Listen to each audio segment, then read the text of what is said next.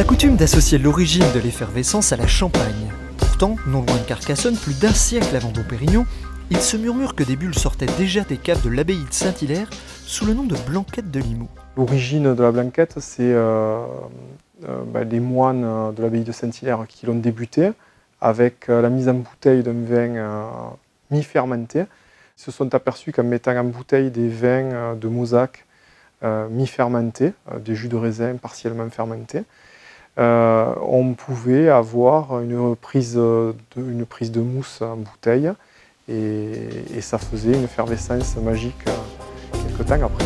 Aujourd'hui encore, le débat entre historiens n'est toujours pas clos autour de l'origine de l'effervescence.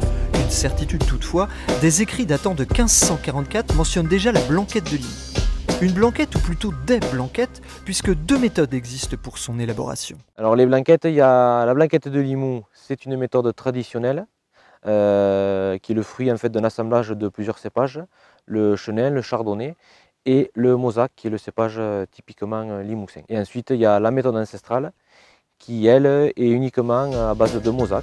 Composée exclusivement du cépage Mauzac, la méthode ancestrale se distingue assez nettement de la méthode traditionnelle. Alors une méthode ancestrale, on a donc le jus de raisin du Mauzac qui part en fermentation de façon naturelle en cuve et à une certaine densité, à un certain moment de la fermentation, on va bloquer, l'arrêter, cette fermentation, pour garder les sucres propres du raisin. Ensuite, donc ce vin qui est mi-fermenté, on va le stabiliser pendant quelques mois et le mettre en bouteille de façon naturelle.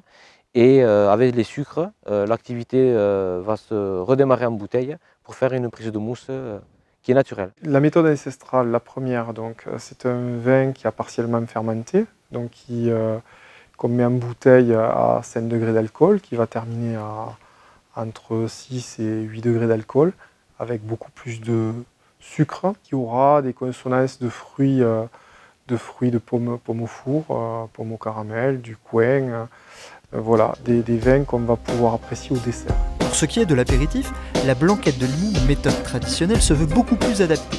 Si le Mauzac doit être présent à au moins 90%, on peut également retrouver un peu de chenin ou de chardonnay. La méthode traditionnelle, c'est une méthode un peu plus récente sur Limoux, puisqu'elle date du début du siècle dernier, où on a un vin tranquille, c'est-à-dire sans bulle, auquel on additionne des sucres, mais qui ne sont pas des sucres du raisin, des sucres de canne, et on va les mettre en bouteille avec ces sucres pour avoir une prise de mousse ultérieurement.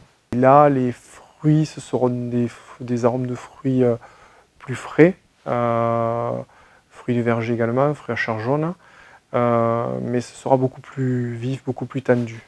Ce sont plus des vins d'apéritif. À chaque instant, sa blanquette, elle. Terre d'effervescence s'il en est, qui peut également se targuer de proposer, avec des cépages beaucoup plus internationaux cette fois, des créments de Limoux en blanc et en rosé. Loin d'être anecdotique, ce sont plus de 10 millions de bouteilles de bulles qui sortent ainsi chaque année des caves limouxines.